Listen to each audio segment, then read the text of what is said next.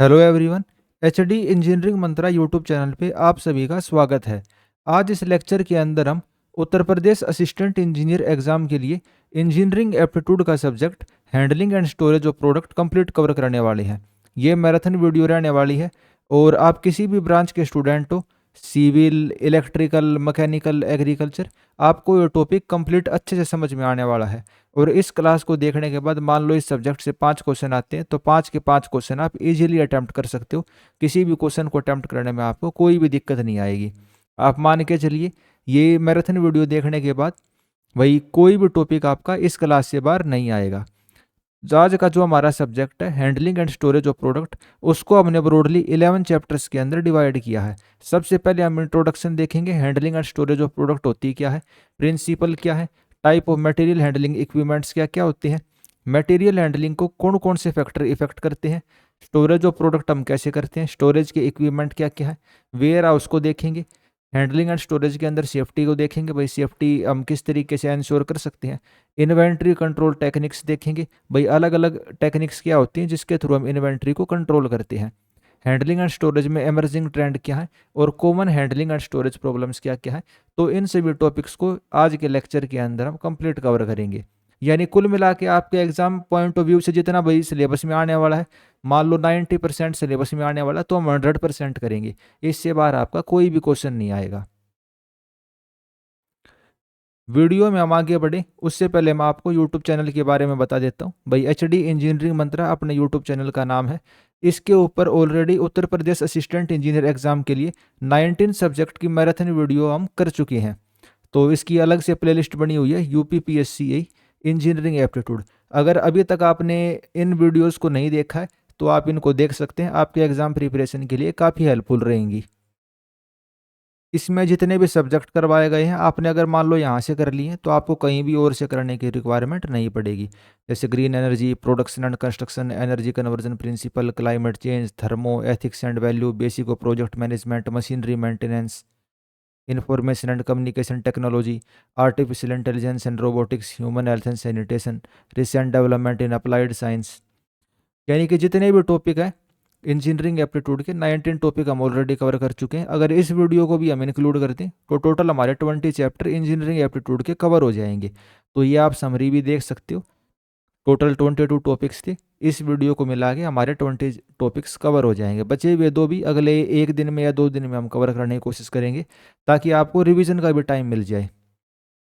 उसके अलावा दोस्तों ये अपना टेलीग्राम ग्रुप है, discussion group for civil competition exam.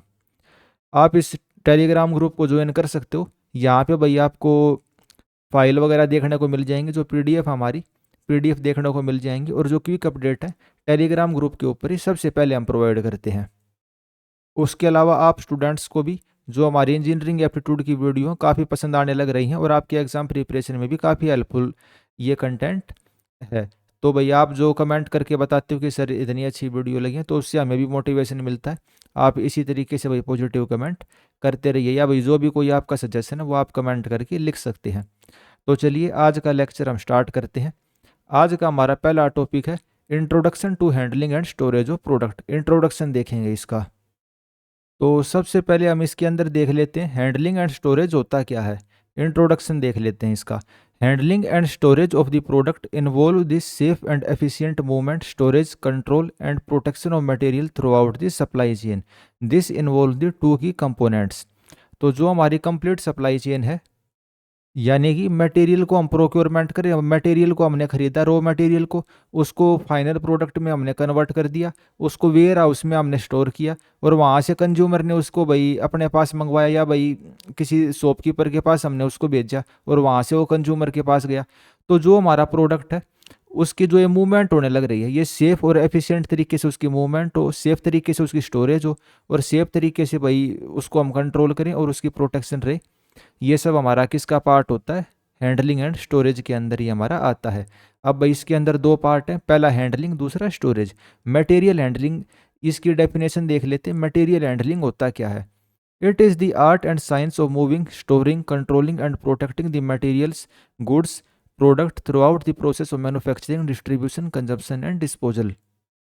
Manufacturing का जो प्रोसेस होता है, डिस्ट्रीब्यूशन का प्रोसेस होता है, उसके दौरान मटेरियल की जो मूवमेंट होती है उसको स्टोर करना, कंट्रोल करना, वो सब किसके अंदर आता है? मटेरियल हैंडलिंग के अंदर आता है। यानी आप मटेरियल को भाई देखभाल किस तरीके से कर रहे हो, उसको किस तरीके से आप एक जगह से दूसरी जगह पर ट्रांसफ़र करने लग रहे हो, कितनी देखभाल से आप कह सकते हो एक टाइप से उसको। तो मटेरियल हैंडलिंग। स्टोरेज क्या होती है? It refer to art of keeping the materials or good in designated space in a organise safe and efficient manner until required for use or distribution. तो भाई जब हमें मटेरियल की ज़रूरत नहीं है, तब तब उसको भाई एक सेफ जगह में और जहाँ पे वो होना चाहिए वहाँ पे स्टोर करके रखना सेफली, वो हमारा क्या कहलाता है? स्टोरेज कहलाता है। बिल्कुल आसान भाषा में समझें तो भाई स्टोरेज तो यानी कि उसको एक जगह पे स्टोर करके रखना जब तक हमें उसकी रिक्वायरमेंट नहीं हो, ताकि जब हमें उसकी रिक्वायरमेंट हो में उसको ईजिली यूज कर सकें। और हैंडलिंग भाई उसको एक जगह से दूसरी जगह पे ट्रांसफ़र करना सेफ तरीके से, तो वो मटेरियल हैंडलिंग के अंदर आता है। तो आज के टॉपिक के अंदर भाई हम इन्हीं दोनों चीज़ों को देखने वाले हैं, handling and storage of products को। ऑब्जेक्टिव क्या है हैंडलिंग एंड स्टोरेज की? Minimise the material movement and handling time. जो मटेरियल का हैंडलिंग टाइम और मूवमेंट का टाइम है वो हम मिनिमाइज करने की कोशिश करेंगे। रिड्यूस द लेबर कॉस्ट को कम करेंगे, डैमेज को प्रिवेंट करेंगे, सेफ्टी को इम्प्रूव करेंगे और सेफ एंड फास्ट रिट्रीवल को इंश्योर करेंगे। Optimise the use of space and resource. जो भी हमारे पास स्पेस अवेलेबल है, जगह अवेलेबल है, उसका हम मैक्सिमम यूज करेंगे, ऑप्टिमाइज यूज करेंगे। Enhance the production flow and delivery speed. हम प्रोडक्शन की स्पीड को और डिलीवरी की स्पीड को इंक्रीज करेंगे। यही सब हमारे हैंडलिंग एंड स्टोरेज की ऑब्जेक्टिव हैं। इंपॉर्टेंस क्या है इसकी इंजीनियरिंग के फील्ड में? तो जो हमने ऑब्जेक्टिव पढ़े वहीं इसके अंदर इंपॉर्टेंस आ जाएगी। In construction proper handling and storage of cement, aggregate, steel and tool prevent the wastage. आप किसी चीज़ को अच्छे से स्टोर करके और हैंडल करने लग रहे हो तो उसकी वेस्टेज प्रिवेंट हो जाती है हमारी। मैन्युफैक्चरिंग के अंदर it ensure the smooth material flow between the machine, increase the efficiency. Efficiency increase होती है और मशीन्स के बीच में मटेरियल का स्मूथ फ्लो होता है। लॉजिस्टिक के अंदर भाई स्टोरेज इफेक्टिव तरीके से होती है और इसकी वजह से डिले और कॉस्ट के अंदर रिडक्शन आता है। मटेरियल हम कितने प्रकार के मटेरियल्स को हैंडल करते हैं? तो हम बल्क मटेरियल को हैंडल करते हैं। बल्क मटेरियल कौन से? जो बहुत ज़्यादा स्पेस को लेते हैं, जैसे कि सैंड, ग्रेवल, कोल। यानी कि ये बहुत ज़्यादा स्पेस को लेते हैं। जैसे सैंड है तो हम कैसे मेजर करते हैं? 100 टन मिट्टी है, 1000 टन कोयला है, तो बहुत ज़्यादा स्पेस को लेते हैं, तो ये बल्क मटेरियल हो गई है। यूनिट लोड क्या होते हैं? जो छोटे छोटे आइटम होते हैं, जैसे आप डायग्राम में देखिए, इसके अंदर आपको क्या दिखने लग रहा है? 1 2 3 4, तो 4 बक्से ये और 4 लाइन है, 4 चौक 16। मतलब बहुत सारे बक्सों को आपने एक यूनिट के अंदर कन्वर्ट करवा दिया, तो उसको हम क्या बोलते हैं? Unit load. बॉक्स हो सकते हैं, पैलेट्स या बैग। जो आपको ये लकड़ी का ये स्ट्रक्चर सा दिखने लग रहा है, इसको हम पैलेट बोलते हैं। जैसे आपने 4 5 ड्रम एक साथ इकट्ठे कर दिए, तो इसको हमने क्या कर दिया? यूनिट लोड में कन्वर्ट कर दिया, ताकि इजीली हम इसको हैंडल कर सकें। तो ये यूनिट लोड कहलाता है। लिक्विड और गैस को हम स्टोर और हैंडल करेंगे। फ्रेगाइल मटेरियल यानी कि जो नाजुक होते हैं, ग्लास हो गया, सिरेमिक हो गया, इलेक्ट्रॉनिक्स के आइटम हो गए, तो ये फ्रेजाइल आइटम्स होते हैं, यानी कि जिनमें टूटने का खतरा ज़्यादा रहता है। ग्लास भी कहीं से भी थोड़ा सा भी टच हो गया तो ब्रेक हो सकता है। ऐसे ही सिरेमिक, ऐसे ही इलेक्ट्रॉनिक के आइटम, तो ये हमें बहुत ध्यान से हैंडल करने पड़ते हैं। पेरिसेबल गुड, ऐसे सामान जो ख़राब हो सकते हैं, जैसे कि खाना हो गया, सब्जियां हो गई, दवाई हो गई, तो इन आइटम्स को हम हैंडल करते हैं। हैंडलिंग और स्टोरेज के अंदर बेसिक एक्टिविटीज़ क्या क्या इन्वॉल्व हैं उनको देख लेते हैं। तो सबसे पहली एक्टिविटी आती है लोडिंग एंड अनलोडिंग। भाई जो आपका आइटम्स है, प्रोडक्ट है, आप उसको ट्रक के अंदर लोड करेंगे, ठीक है, और उसको अनलोड करेंगे। लिफ्टिंग एंड लोवरिंग, मटेरियल को आप लिफ्ट करोगे और या फिर उनको भाई ऊपर, मान लो आपने कहीं रैक के अंदर मटेरियल को स्टोर कर रखे हैं, तो यहाँ से आप मटेरियल को नीचे ला सकते हो या उसको ऊपर लेके जाओगे। कैरिंग और कन्वेइंग, एक जगह से दूसरी जगह लेके जाओगे आप, उसको स्टोर करोगे। और रिट्रीविंग फॉर यूज और डिस्पैच, आप उसको सर्च करोगे भाई आपने मटेरियल कहाँ पे रखा हुआ है, डिस्पैच के पर्पज से। कंज्यूमर आपसे कहेगा कि जी ये वाला सामान, जैसे आपने मोबाइल फ़ोन ऑर्डर किया, तो वेयर हाउस गोदाम के अंदर देखेंगे कहाँ पे मोबाइल फ़ोन रखा हुआ और उसको डिस्पैच कर देंगे। तो ये सब बेसिक एक्टिविटी इन्वॉल्व है हमारे वेयर हाउस में, कह सकते हो आप, या हैंडलिंग एंड स्टोरेज में कह सकते हैं। लाइफ साइकिल क्या है हैंडलिंग एंड स्टोरेज की? सबसे पहले आपके पास कोई सामान आएगा, आप उसको ट्रांसपोर्ट करोगे साइट के अंदर ही, भाई गोदाम हो सकता है या आपकी जो भी साइट है, एप्रोप्रिएट जगह पे आप उसको स्टोर करोगे। इन्वेंट्री के रिकॉर्ड को आप मेंटेन करोगे। इन्वेंट्री का क्या मतलब है, भाई आपके पास कितना सामान है, वो आगे हम चैप्टर्स के अंदर पूरी डेफिनेशन वगैरह और कितने टाइप की इन्वेंट्री होती है सब कुछ देखेंगे।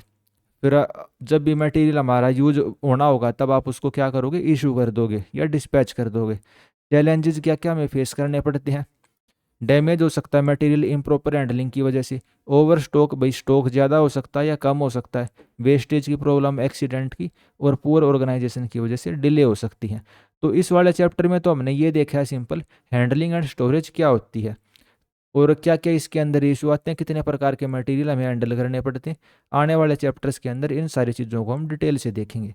तो हैंडलिंग आपको पता चल गई, भाई मटेरियल को एक जगह से दूसरी जगह मूव करवाना हैंडलिंग कहलाता है। स्टोरेज, उसको स्टोर करके रखना डेजिग्नेटेड प्लेस पे। अब आ जाते हैं चैप्टर नंबर 2 पे। चैप्टर नंबर 2 है हमारा principles of material handling. Material handling is not just about moving things around. Material handling का केवल इतना सा मतलब नहीं है कि आप सामान को एक जगह से दूसरी जगह लेके जा रहे हो। ये अच्छे से प्लान्ड तरीके से होना चाहिए, एफिशिएंट होना चाहिए और सेफ होना चाहिए। भाई ऐसे आप सामान को एक जगह से दूसरी जगह लेके जाओगे तो ये थोड़े ना कहीं भी आप उसको रख के आ जाओगे। तो प्लान्ड तरीके से आप सामान को एक जगह से दूसरी जगह लेके जाओगे, एफिशिएंट तरीके से लेके जाएंगे और सेफ तरीके से। It will ensure that engineer and manager follow a set of well establish principle. भाई प्लान्ड, सेफ और एफिशिएंट तरीके से मटेरियल को हैंडल करने के लिए कुछ हमें प्रिंसिपल्स को फॉलो करना पड़ता है, या कह सकते हैं आप रूल फॉलो करने पड़ते हैं। तो वे क्या होते हैं उनको देख लेते हैं। Planning principles, all material handling activity must be pre planned. जितनी भी हैंडलिंग एक्टिविटी होंगी वे सभी प्री प्लान्ड होनी चाहिए, पहले से आप प्लानिंग करके मटेरियल हैंडलिंग करेंगे। Layout, route, equipment and personnel should be organise in advance. मान लो कोई आपको सामान लेके जाना है, गुड़गांव से दिल्ली आपको सामान लेके जाना है, ठीक है। तो जो दिल्ली में वेयर हाउस वाले हैं उनको पता होगा, गुड़गांव से भाई जो वेयर हाउस वाले हैं उनको पता होगा कि जी सामान ऐसे ऐसे आना है, 10 बजे आना है। पहले से इक्विपमेंट वे तैयार करके रखेंगे। उसको भाई सामान जिस भी लोकेशन पे जाना, वहाँ लोकेशन पहले से देखी जाएगी कि जी गोदाम के अंदर जगह है कि नहीं, पर्सनल सारे रेडी मिलेंगे। तो वो सारी चीज़ें हमें पहले से प्री प्लान करनी पड़ती हैं। इसका एग्जाम्पल अगर हमें देखना हो, deciding the conveyor path during the plant design phase. जब आप प्लांट को डिज़ाइन करने लग रहे हो उसी टाइम आपको ये डिसाइड कर लोगे कि कन्वेयर जो बेल्ट होती हैं उसकी लोकेशन क्या रहेगी, उसका पाथ क्या रहेगा, कन्वेयर वगैरह क्या होती है, ये सभी आने वाले चैप्टर्स के अंदर हम देखेंगे। बाकी अभी आप ये जान लो कन्वेयर क्या होती है, जो चलती हुई सीढ़ियाँ होती हैं या बेल्ट के ऊपर मूवमेंट होती है उसी को हम कन्वेयर कहते हैं। स्टैंडर्डाइजेशन प्रिंसिपल, ये स्टैंडर्डाइजेशन प्रिंसिपल क्या होता है, we use the standard method and equipment for handling. आप मटेरियल को हैंडल करने के लिए स्टैंडर्ड मेथड्स का इस्तेमाल करेंगे और स्टैंडर्ड इक्विपमेंट का, यानी कि एक टाइप के इक्विपमेंट का आप यूज करेंगे या एक टाइप के मेथड्स का आप इस्तेमाल करेंगे। It will reduce the cost, improve compatibility and maintenance. इससे कॉस्ट हमारी रिड्यूस होती है, कॉम्पेटिबिलिटी इंक्रीज होती है या इम्प्रूव होती है। कॉम्पेटिबिलिटी मतलब एक ही चीज़ को आप कई चीज़ों में इस्तेमाल कर सको तो उसको कॉम्पेटिबिलिटी बोलते हैं। इसका एग्जाम्पल क्या है, standard size pallet and containers. ये पैलेट वर्ड भी आपने कई जगह देख लिया, ठीक है।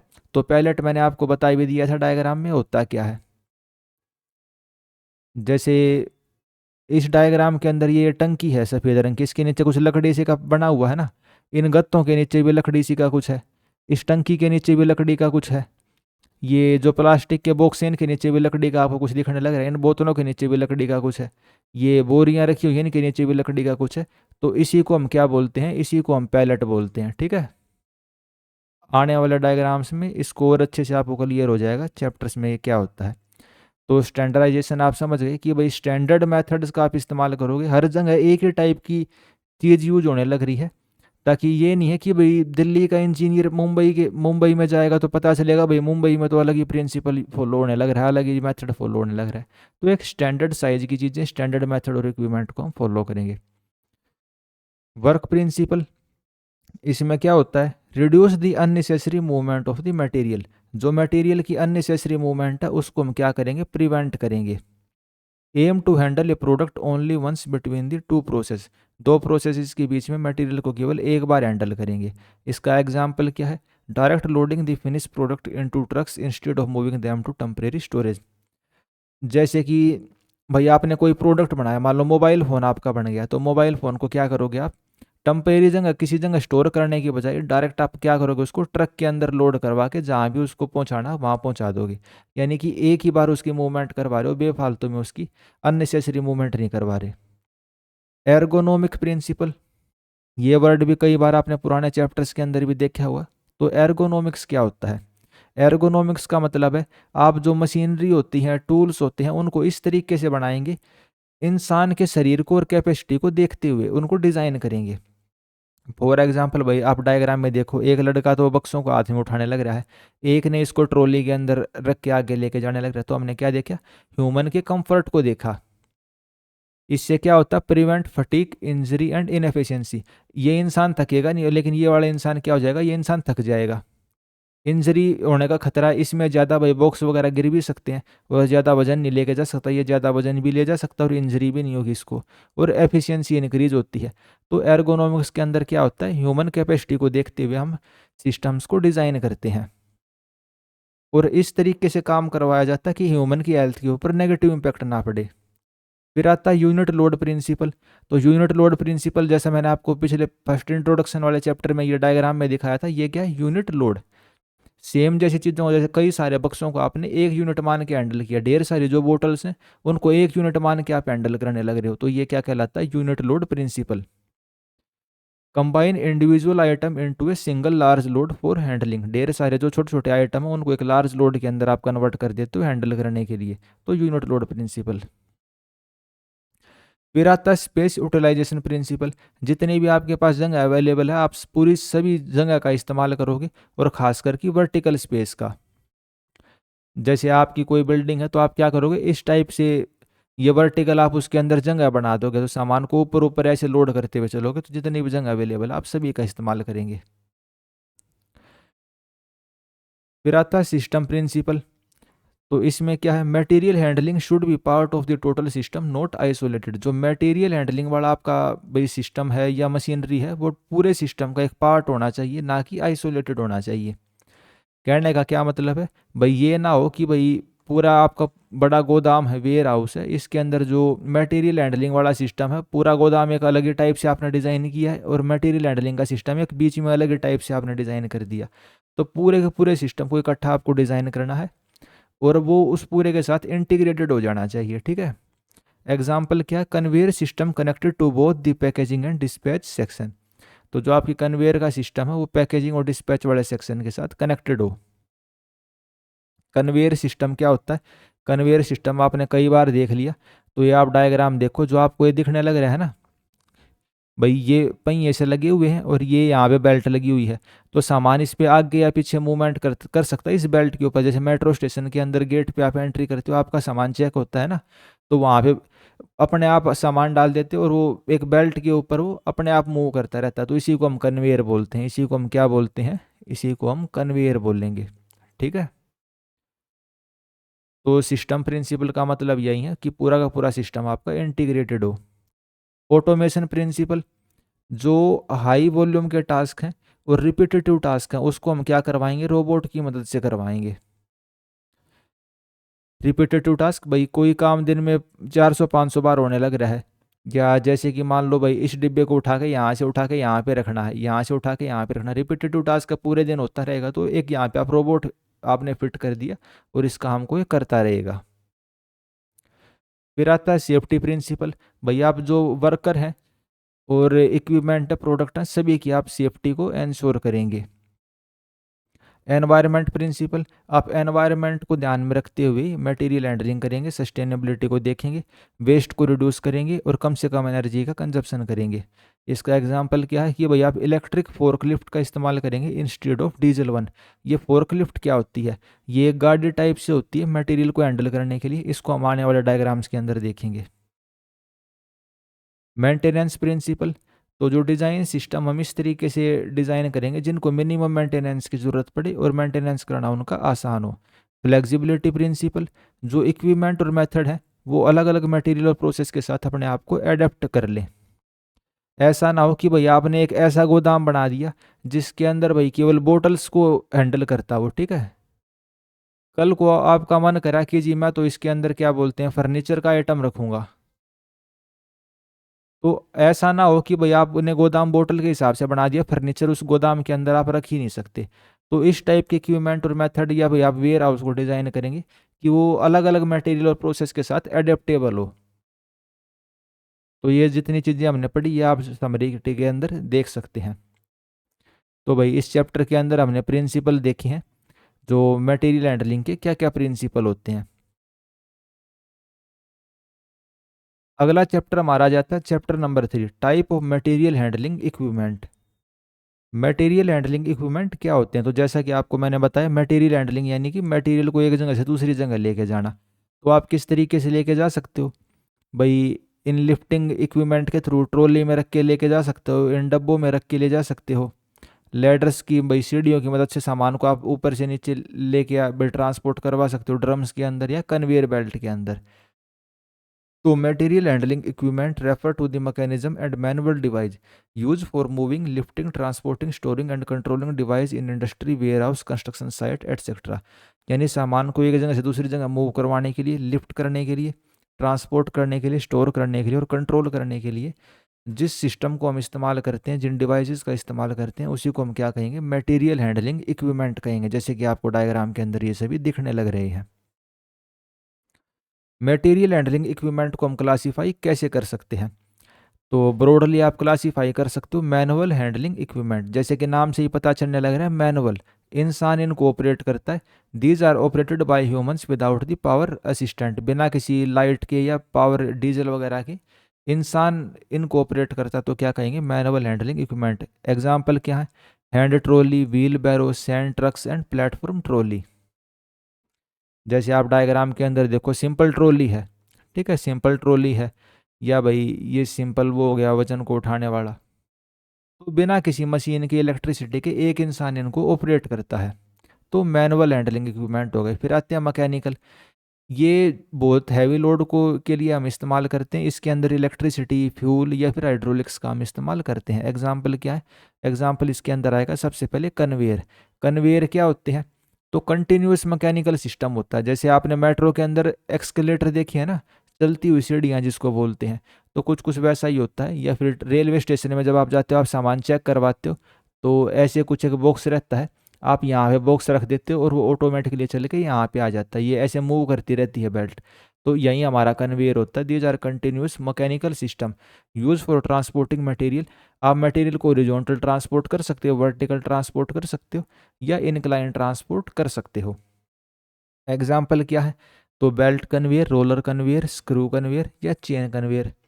जो भी मटेरियल लग रखा होगा तो उस हिसाब से हो जाएगा। जैसे ये देखो, ये चेन टाइप की है तो ये चेन कन्वेयर हो गई, इसमें बेल्ट लगी हुई है तो बेल्ट वाली हो गई। अच्छा, मैश लगी हुई, ये मैश यानी कि जाली, तो जाली टाइप की हो गई तो वायर मैश कन्वेयर हो गई। इसमें ये रोलर लगे हुए हैं, ठीक है, रोलर इस टाइप के, इनको रोलर बोलते हैं, ठीक है। तो जैसे इस डायग्राम में आपको देखने लग रहा है, तो ये रोलर वाली हो गई, ये हमारी बेल्ट वाली हो गई। तो रेलवे स्टेशन में आपने देखी होंगी इनको।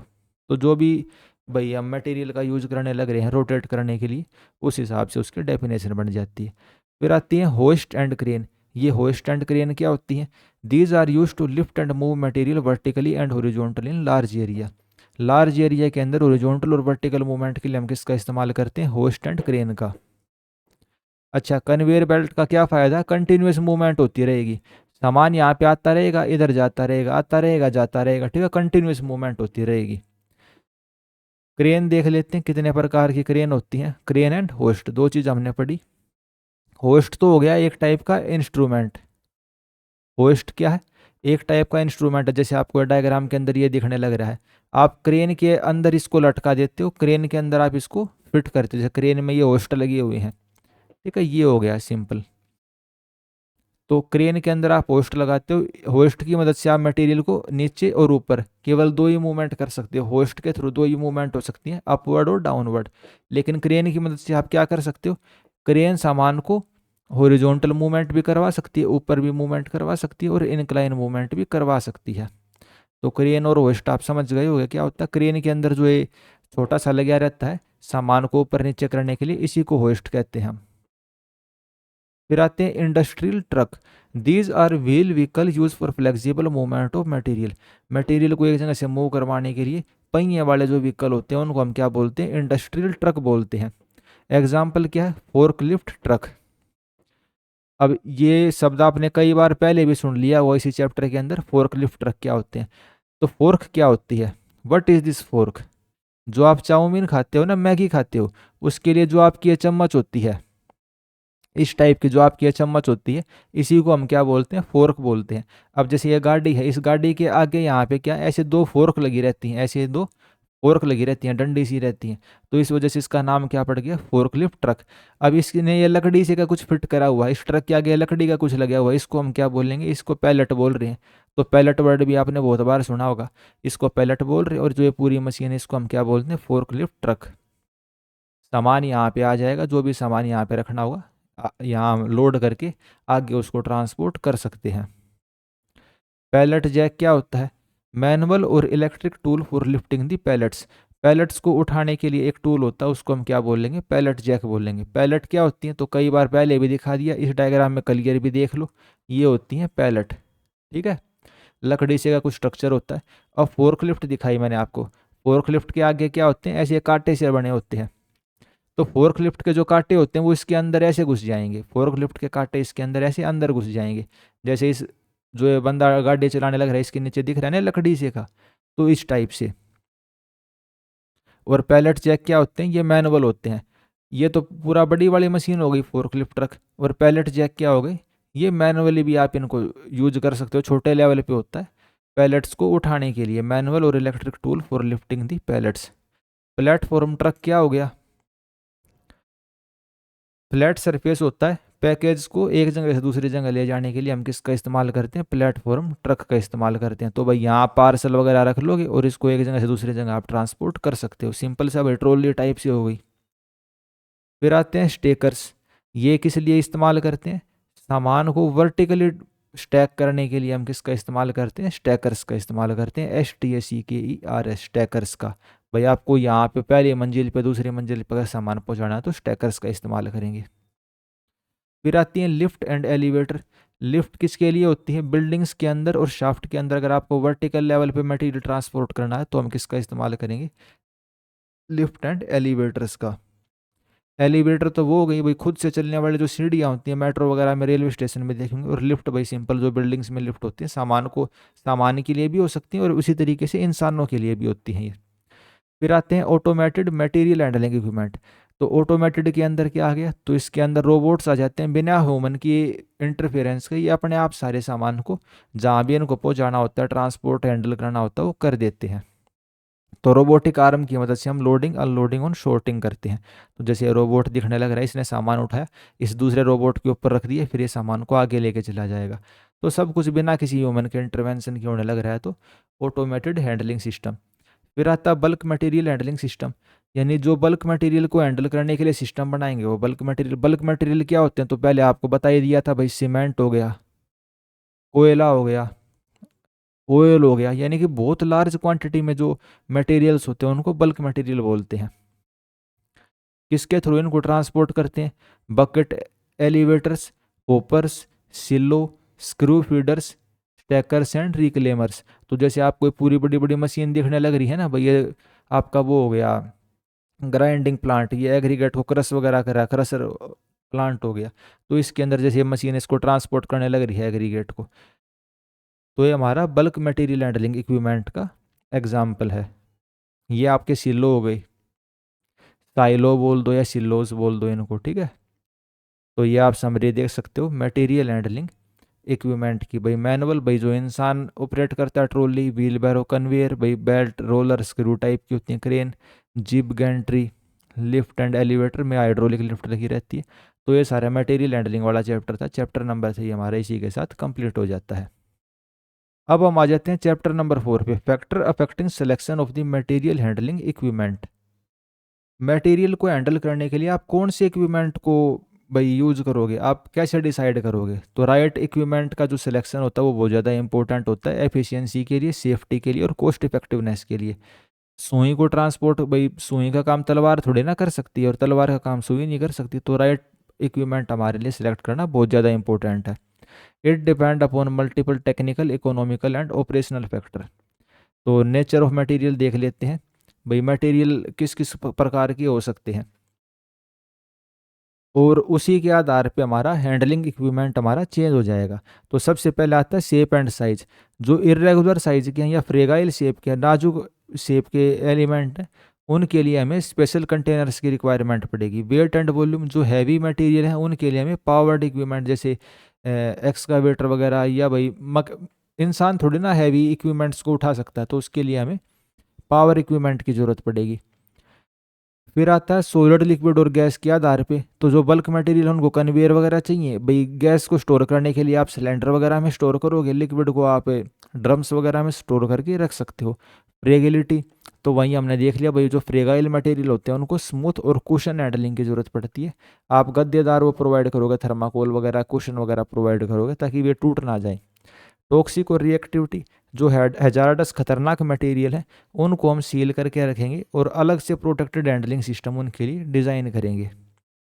डिस्टेंस कितना हमें कवर करना, भाई शॉर्ट डिस्टेंस, लॉन्ग डिस्टेंस या वर्टिकल मूवमेंट, उसके हिसाब से अलग अलग इक्विपमेंट का हम यूज करेंगे। भाई आपको वर्टिकल कोई सामान ऊपर ट्रांसपोर्ट करना है तो लिफ्ट का, क्रेन का, इनका इस्तेमाल हम कर सकते हैं। फिर आता है स्पीड ऑफ ऑपरेशन। तो अगर आपको बहुत हाई स्पीड से ट्रांसपोर्टेशन या मटेरियल को हैंडल करना है तो आप ऑटोमेटेड या सेमी ऑटोमेटेड सिस्टम्स का इस्तेमाल करेंगे। फिर आती है फ्रीक्वेंसी ऑफ हैंडलिंग।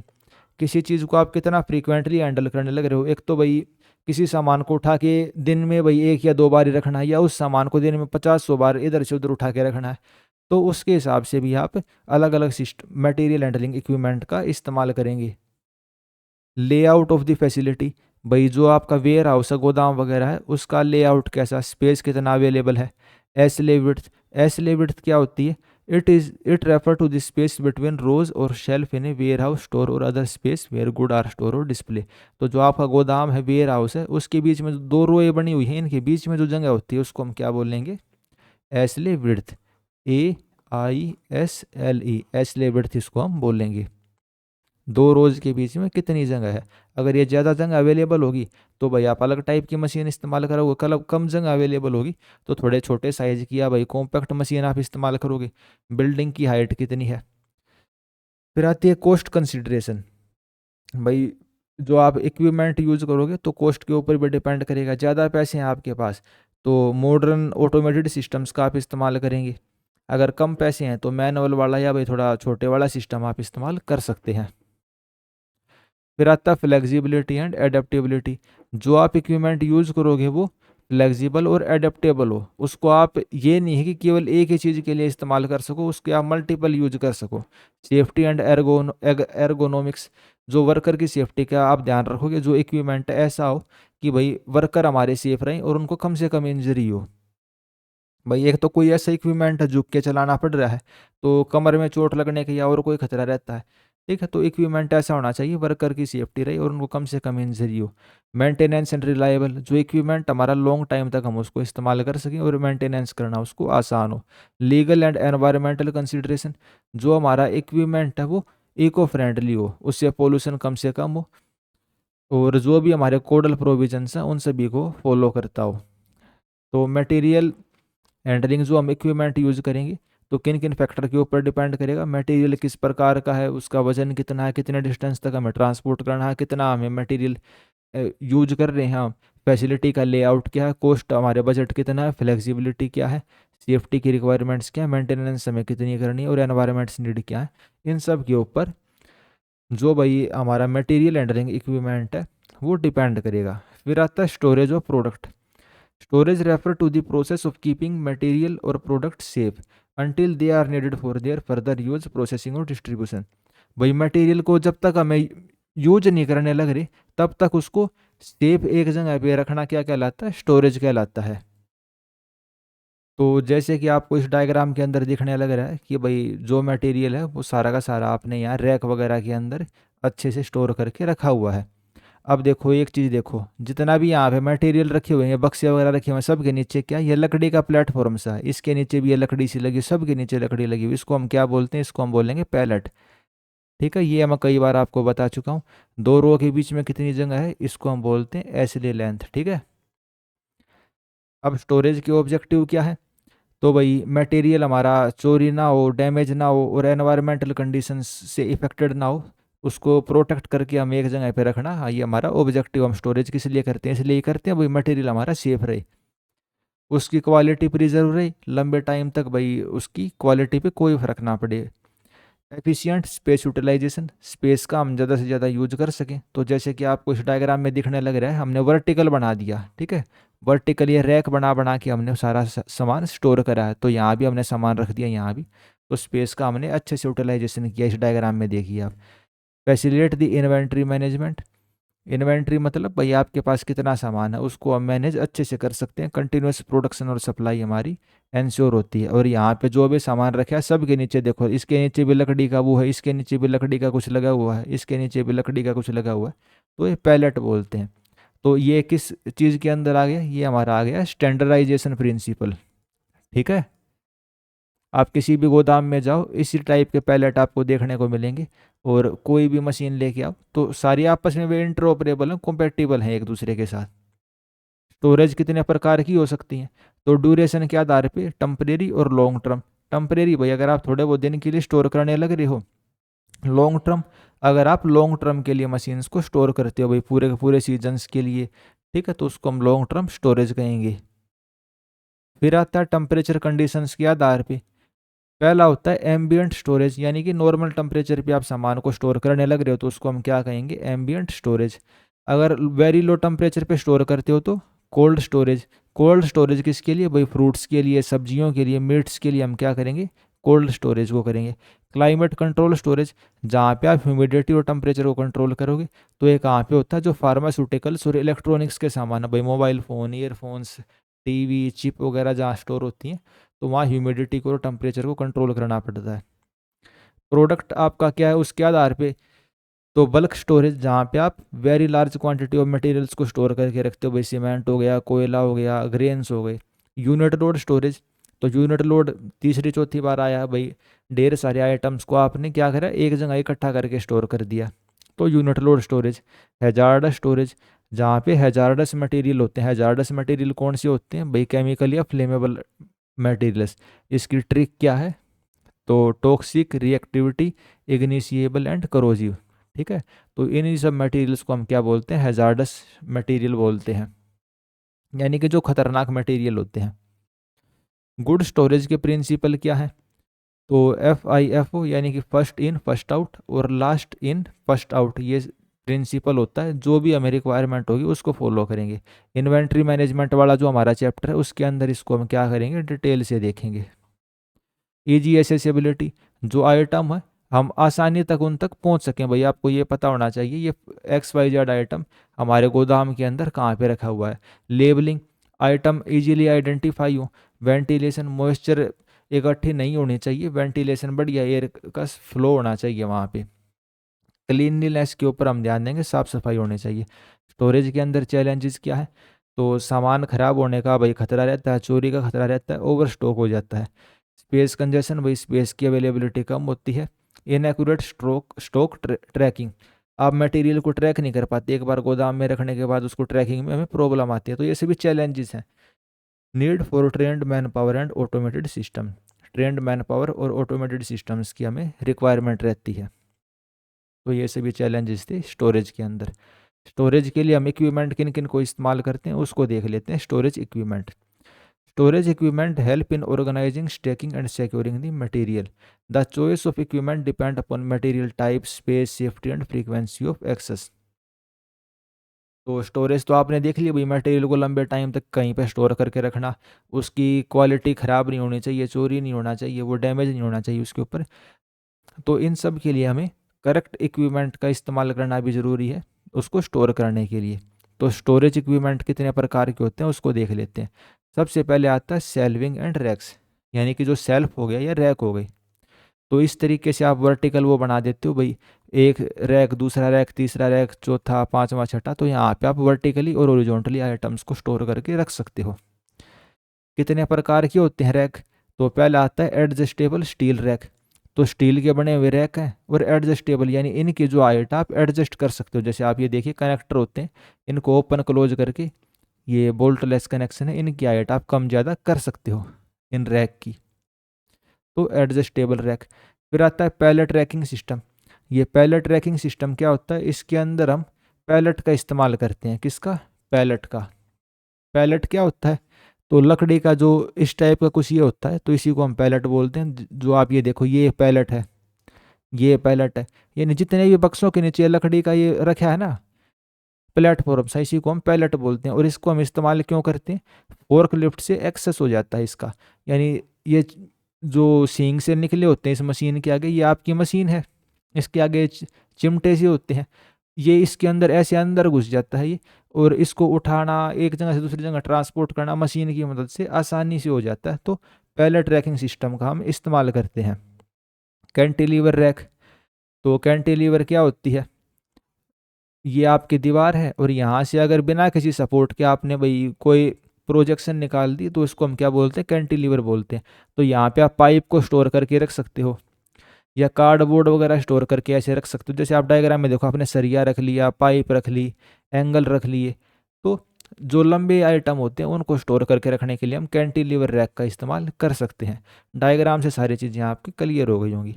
फिर आते हैं बिन सेल्फ। क्या? बिन सेल्फ। ये क्या होते हैं, जो छोटे छोटे कंपोनेंट होते हैं, नट बोल्ट या कोई और छोटा पार्ट, उसको स्टोर करने के लिए हम बिन सेलो का इस्तेमाल करते हैं। Container and beans.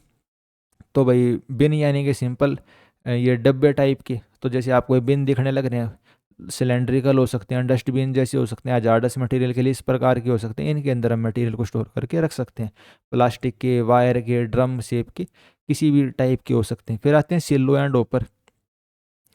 तो बड़े बड़े जो ये स्टील के कंटेनर होते हैं उनको हम क्या बोलते हैं, साइलो एंड होपर्स बोलते हैं। पाउडर, ग्रेन, सीमेंट, यानी कि जो बल्क आइटम होते हैं उनको स्टोर करने के लिए हम इन सिलोज का इस्तेमाल करते हैं। फिर आते हैं मेजानीन फ्लोर। ये मेजानीन फ्लोर क्या होता है, तो जो इंटरमीडिएट फ्लोर होता है भैया, तो आपका ग्राउंड फ्लोर हो गया, ये आपकी छत हो गई, तो बीच में आपने पार्टीशन करके एक एक और यहाँ पे रूफ बना दी, या एक स्पेस आपने क्रिएट कर दिया, उसी को हम क्या बोलते हैं, मेजानीन फ्लोर बोलते हैं। Intermediate floor between bit in the warehouse, इसी को हम मेजानीन फ्लोर बोलेंगे। यहाँ पे आप मटेरियल को स्टोर करके रख सकते हो। वर्टिकल लिफ्ट मॉड्यूल्स क्या होती हैं, automated vertical storage that bring required tray to the operator. तो ऑटोमेटिक स्टोरेज होती है ये वर्टिकल स्टोरेज, जो ऑपरेटर तक अपने आप ट्रे को पहुंचा देती है। जैसे यहाँ पे आपका ऑपरेटर है, ठीक है, और ये यहाँ पे फीड करेगा इस मशीन के अंदर कि जी मेरे को ये 8 नंबर वाली जो रैक है वो चाहिए, तो ऑटोमेटिक यहाँ पूरा सिस्टम लगा रहता है इलेक्ट्रॉनिक का। जैसे पुल्ली आपको दिखने लग रही है, सामान यहाँ से लिफ्ट होके इस तक यहाँ पे पहुँच जाएगा। तो ये क्या कहलाएगा, vertical lift module. Mobile racking system, ये क्या होते हैं, तो movable rack on rail to save the aisles space. Movable अलमारियाँ होती हैं एक टाइप से, ठीक है। जैसे आप डायग्राम में देखो कितनी अलमारी हैं, 1 2 3 4 5 7 8 अलमारी एक ओरिजोनटल लाइन में आपने जचा दी, ठीक है।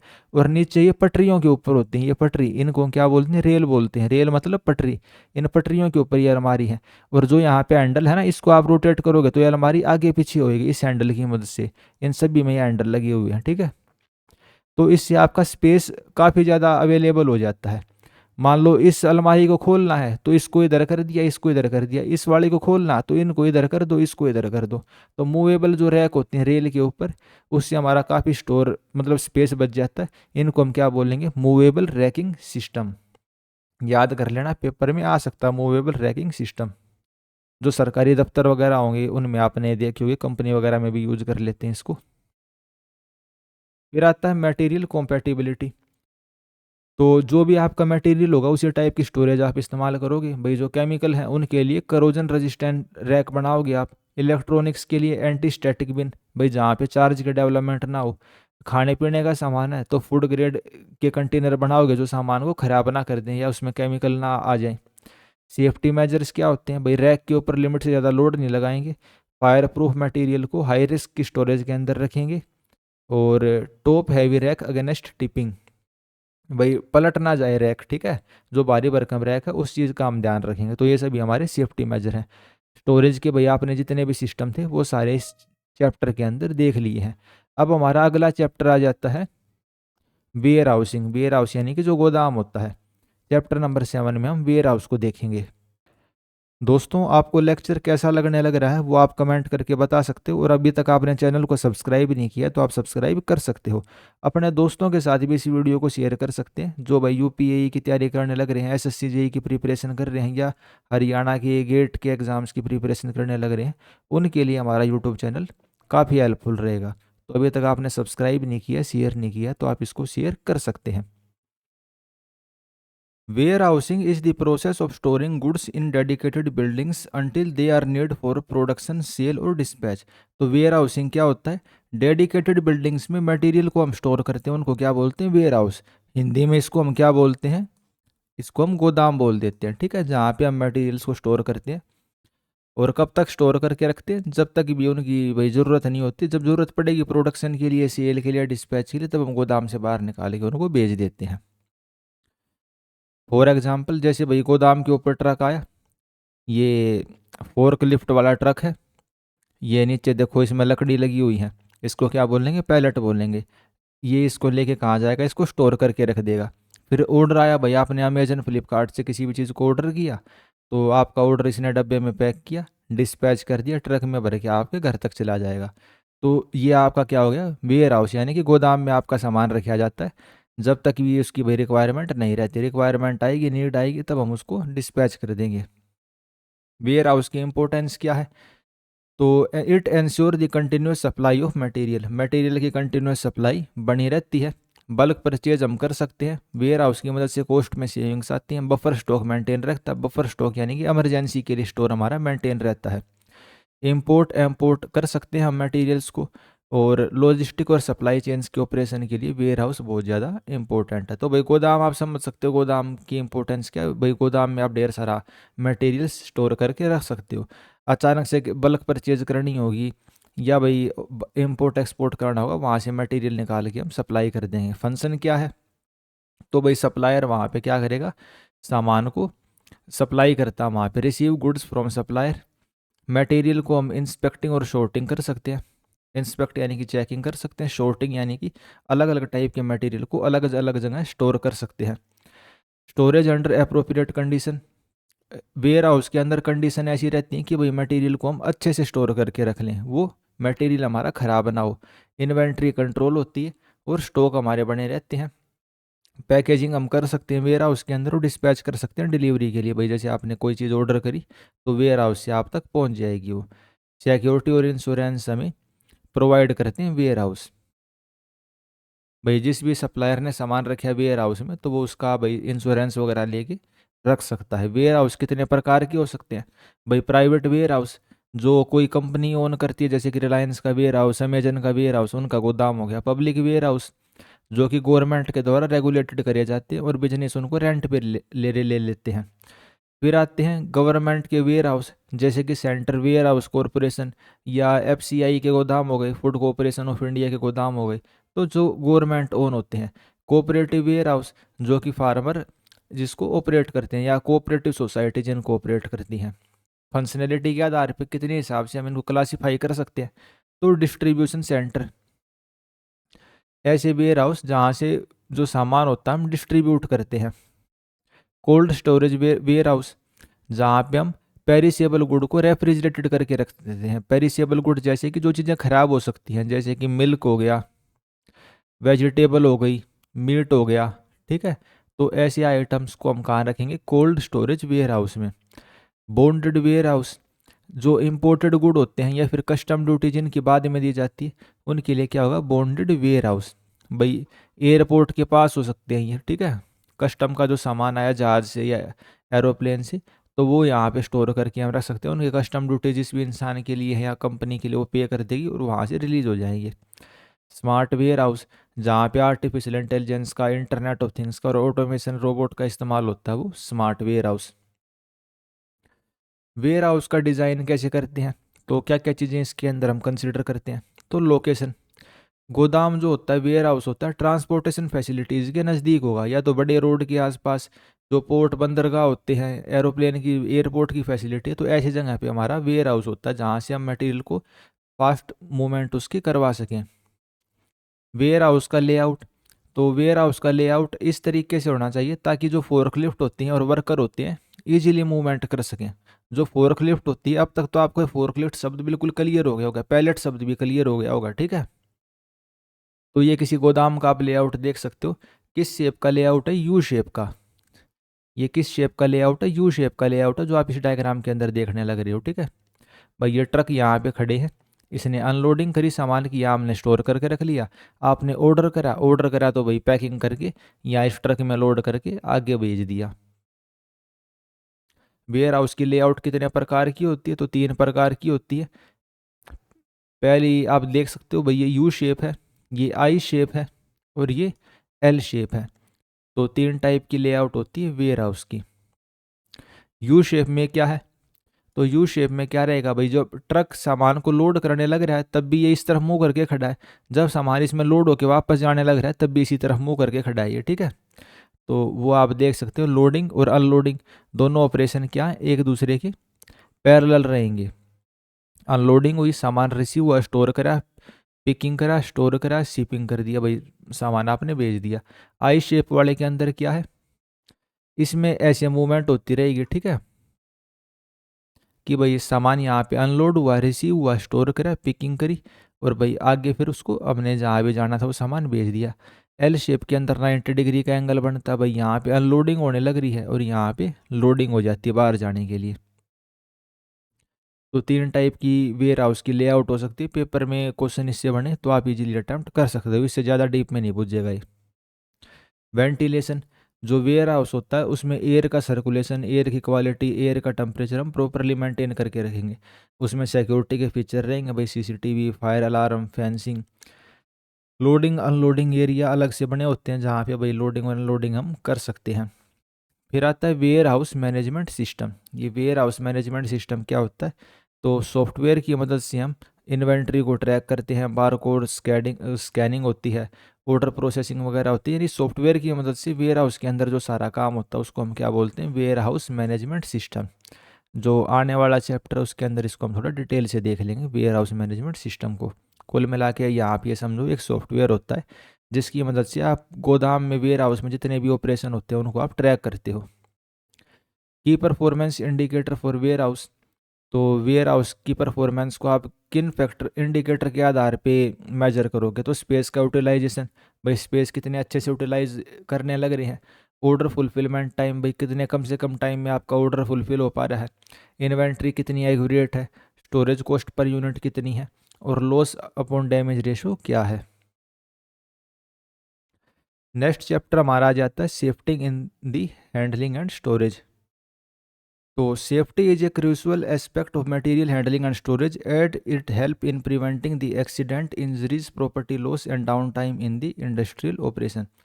तो मटेरियल हैंडलिंग एंड स्टोरेज के अंदर सेफ्टी बहुत ज़्यादा इंपॉर्टेंट है। सेफ्टी की मदद से हम एक्सीडेंट को, इंजरीज को, प्रॉपर्टी लॉस को, डाउन टाइम को प्रिवेंट कर सकते हैं। डाउन टाइम मतलब ऐसा टाइम जब सारी चीज़ें बंद हो गई, मशीन हमारी शट डाउन हो गई, ब्रेक डाउन हो गई, तो उसी को हम डाउन टाइम बोलते हैं। तो जैसे आप इस डायग्राम के अंदर देख सकते हैं कि भाई सेफ्टी क्यों ज़रूरी है। भाई इस इंसान ने भाई अपना हैमर वगैरह जो टूल है इस दूसरे वर्कर के सिर पे गिरा दिया, तो इसकी हेल्थ के लिए काफ़ी इंजीरियस हो सकता है, खतरनाक हो सकता है। तो सेफ्टी क्यों इंपॉर्टेंट है, वर्कर और इक्विपमेंट को प्रोटेक्ट करने के लिए, मटेरियल डैमेज को ये प्रिवेंट करती है।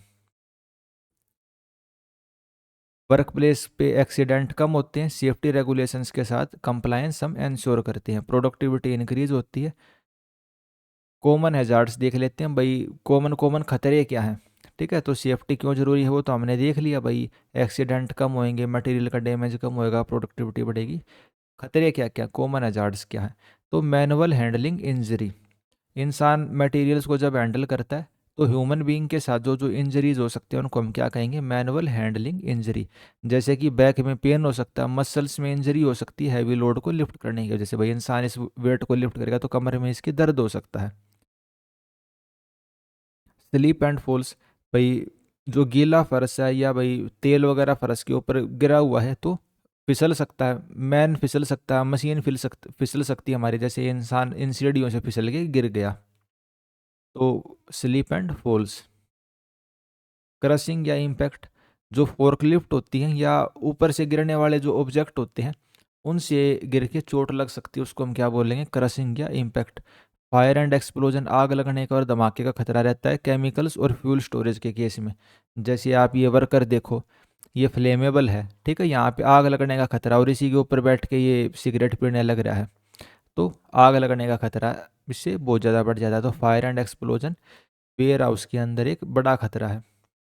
एर्गोनोमिक्स रिस्क, तो एर्गोनोमिक्स भी वर्ड आपने कई बार देख लिया होगा। एर्गोनोमिक्स का मतलब क्या है, जो ह्यूमन हेल्थ, आप मशीन्स बनाओगे या जो ऑपरेशंस या काम होता है फैक्ट्रीज के अंदर, वेयर हाउस के अंदर, इस तरीके से होगा कि भाई वर्कर की हेल्थ के ऊपर नेगेटिव इम्पैक्ट ना पड़े। तो जैसे इसके अंदर देखो, ये सामान को उठाने लग रहा है और इसकी कमर में दर्द हो रहा है, या ये दोनों वर्कर थके हुए हैं, ठीक है, तो सारी चीज़ें हम इस तरीके से डिज़ाइन करेंगे वर्कर की हेल्थ के ऊपर नेगेटिव इम्पैक्ट ना पड़े और वे लॉन्ग टाइम तक काम कर सकें और अच्छे से काम कर सकें। पुअर पोस्चर, रिपीटेटिव मोशंस, तो इनके अंदर हम ह्यूमन हेल्थ का काफ़ी ध्यान रखेंगे।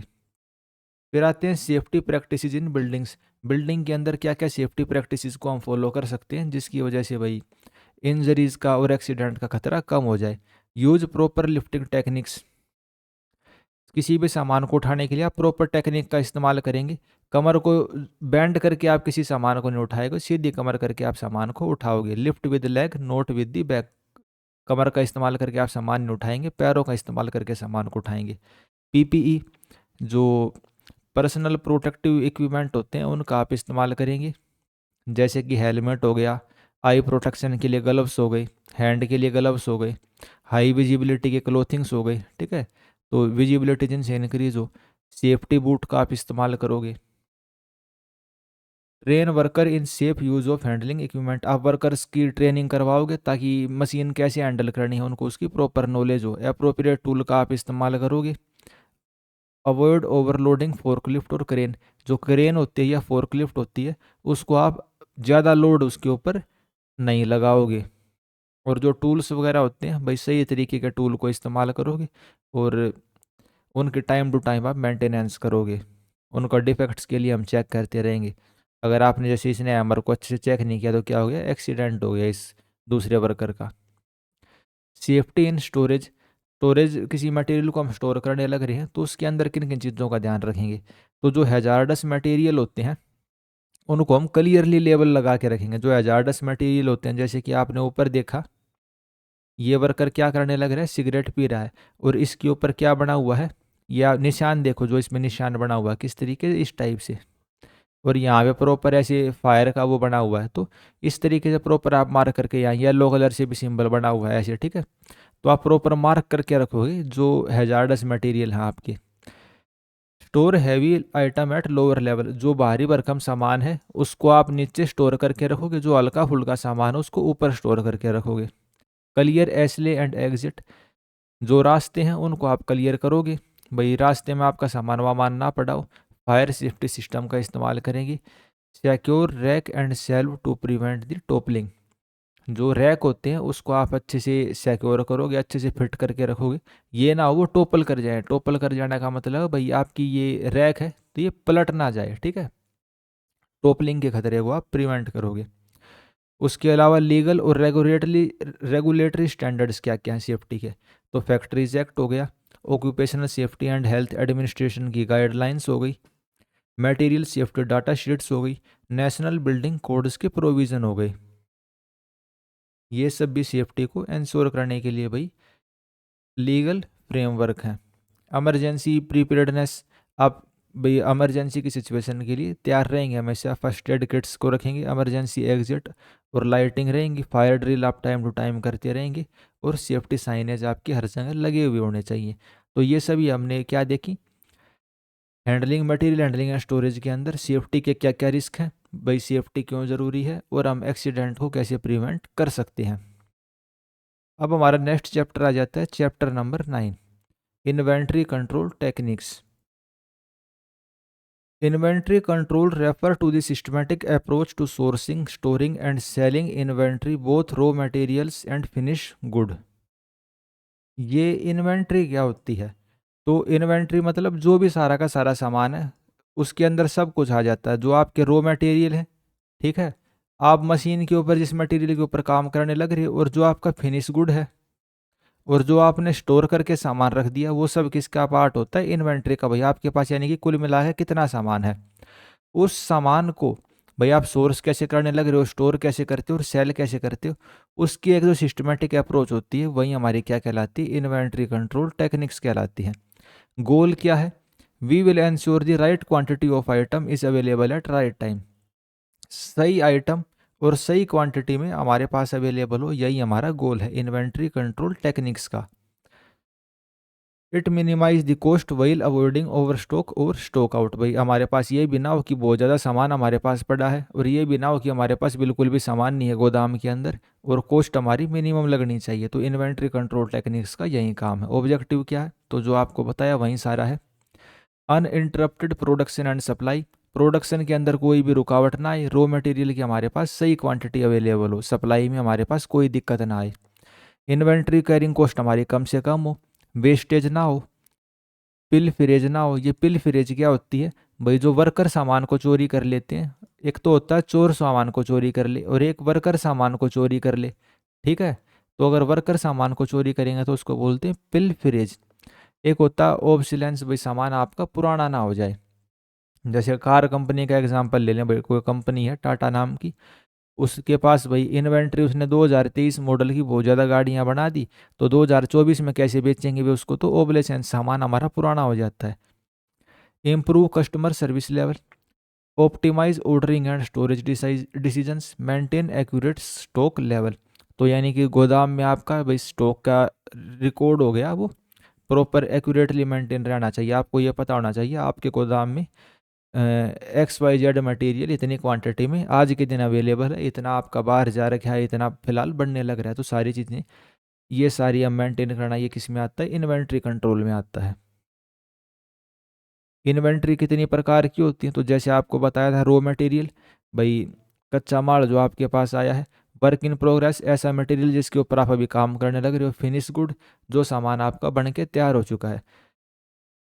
और एक होता है MRO, maintenance repair and operation. वही जो आपकी मशीनरी है या और चीज़ें हैं, उसको भाई मेंटेन करने के लिए टूल्स, लुब्रिकेंट, क्लीनिंग सप्लाईज, इन सब की भी आपको सप्लाई अपने पास रखनी पड़ेगी, इन्वेंट्री रखनी पड़ेगी। उसको क्या बोलेंगे? MRO, maintenance repair and operation. तो कुल मिला के 4 प्रकार की आप इन्वेंट्री कह सकते हैं। इन्वेंट्री यानी कि कुल मिला के आपके पास सामान कितना है, उस चीज तरीके से इसको समझो आप, बिल्कुल आसान भाषा में, ठीक है। और इन्वेंट्री कंट्रोल टेक्निक, आपका ये सामान जो आपके पास है उसको आप मैनेज करने लग रहे हो, भाई कितना सामान है, कितना बाहर गया है, और किस तरीके से अंदर बाहर हो जाएगा, उस सारे मेथड को हम देखने लग रहे हैं। कंट्रोल टेक्निक्स क्या क्या होती हैं उनको देख लेते हैं। सबसे पहले आता है ABC एनालिसिस। अब ये ABC एनालिसिस क्या है? A मतलब ऑलवेज, B मतलब बेटर, C मतलब कंट्रोल। तो 3 वर्ड से मिलके बना हुआ है ऑलवेज, बेटर, कंट्रोल। इसमें जो आपके पास सामान है, इन्वेंट्री है आपके पास, ठीक है, यानी कि जो भी आपके पास सामान है उसको आप 3 कैटेगरी में डिवाइड कर देते हो, A, B and C।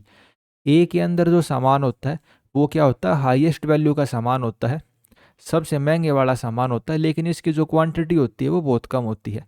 B के अंदर क्या होता है? मॉडरेट वैल्यू, भाई बीच की मीडियम वैल्यू होती है इसकी, और टोटल क्वांटिटी मतलब कॉस्ट इसकी कितनी होती है? 15 से 25%। एक होता है आपका सी वाला, ठीक है, सी यानी control 5% of the stock value, सबसे कम वैल्यू होती है, और इसमें हमें मिनिमम कंट्रोल रखने की जरूरत पड़ती है। तो यानी कि कुल मिला के आपके पास जो सामान है आपने 3 हिस्सों में डिवाइड कर लिया, ए, बी और सी। ए वाला क्या है? हाई वैल्यू का सामान है, 10%। भाई आपके पास 100 आइटम है, तो उनमें से 10 आइटम कैसे होंगे? जो बहुत महंगे होंगे। तो आप क्या करोगे? केवल उन्हीं का ध्यान रखोगे, लेकिन वैल्यू इनकी बहुत ज़्यादा होती है। जैसे अगर हम आपकी बात कर लें, तो आपके पास बहुत सारा सामान होगा, आपके पास कपड़े होंगे, जूते होंगे, और भी 50 टाइप के आइटम होंगे, लेकिन महंगी महंगी चीज़ें आपके पास कितनी होंगी? गिनती की 3 या 4 चीज़ें होंगी। भाई आपकी बाइक या गाड़ी, आपका मोबाइल फ़ोन या लैपटॉप या टैबलेट हो गया, या एक दो चीज़ और आपके पास जो सबसे महंगी होगी वो होगी। तो हाई वैल्यू के आइटम क्या होंगे? आपके पास 1 या 2 आइटम होंगे, लेकिन उनकी जो वैल्यू है आपकी टोटल आइटम्स की वैल्यू का मैक्सिमम पार्ट 70% तक उनकी वैल्यू होगी आपके पास। एग्जांपल क्या, एक्सपेंसिव मोटर हो गई या प्रिसीजन टूल। बी आइटम क्या होते हैं, मॉडरेट वैल्यू, इतनी इनकी वैल्यू नहीं होती और क्वांटिटी भी मीडियम होती है, 20% आइटम 20% वैल्यू। और सी कौन से होते हैं, लो वैल्यू के आइटम होते हैं लेकिन क्वांटिटी इनकी बहुत ज़्यादा होती है। जैसे कि नट बोल्ट वाशर, भाई बहुत सारे नट होते हैं, बहुत सारे बोल्ट होते हैं, लेकिन वैल्यू इनकी बहुत कम है भाई। 10-10 15-15 रुपये का सामान, अब क्या इनकी देखभाल करोगे आप, इतना ध्यान देने की ज़रूरत नहीं है। सबसे ज़्यादा ध्यान हम किसका देंगे, ए वालों का, ठीक है। तो ए बी सी एनालिसिस यानी कि ऑलवेज बेटर कंट्रोल। पर्पज क्या है, tight control over A item and relax control over C item. A वाले जो आइटम है उनको हम टाइट कंट्रोल करेंगे और सी वाले आइटम पे रिलैक्स कंट्रोल रखेंगे। फिर आता है वीईडी एनालिसिस। ये क्या होता है, वाइटल इसेंशियल ड्राइएबल। जो आपके पास इन्वेंट्री है, सामान है, उसको आप 3 हिस्सों में डिवाइड कर देते हो। पहला होता है वाइटल। वाइटल के अंदर क्या है, essential for operation, non availability, stop the production. बहुत इंपॉर्टेंट जो आइटम होते हैं वो होते हैं vital, V E D, vital, essential and desirable. Essential क्या होते हैं, उनकी आपको ज़रूरत रहती है, लेकिन अगर अगर वे सप्लाई उनकी नहीं भी हुई तो थोड़े वो टाइम तक आप प्रोडक्शन कर सकते हो, तो वे हमारे कौन से हो गए, इसेंशियल हो गए। डिज़ायरेबल कौन सी, तो नॉन इसेंशियल आइटम, जिनकी इतनी ज़्यादा ज़रूरत आपको नहीं पड़ती। तो हम क्या करेंगे, जो वाइटल आइटम्स हैं इनके बिना तो क्या है, सारा का सारा काम आपका रुक जाएगा। तो इनकी सप्लाई क्या है, इनकी सप्लाई हमेशा रहनी चाहिए। तो गोदाम के अंदर इनकी सप्लाई, आप इन्वेंट्री इनकी आप हमेशा बना के रखोगे। तो ये हमारा क्या है, VED analysis, vital, essential and desirable. तीसरे नंबर पे आता है economical order quantity.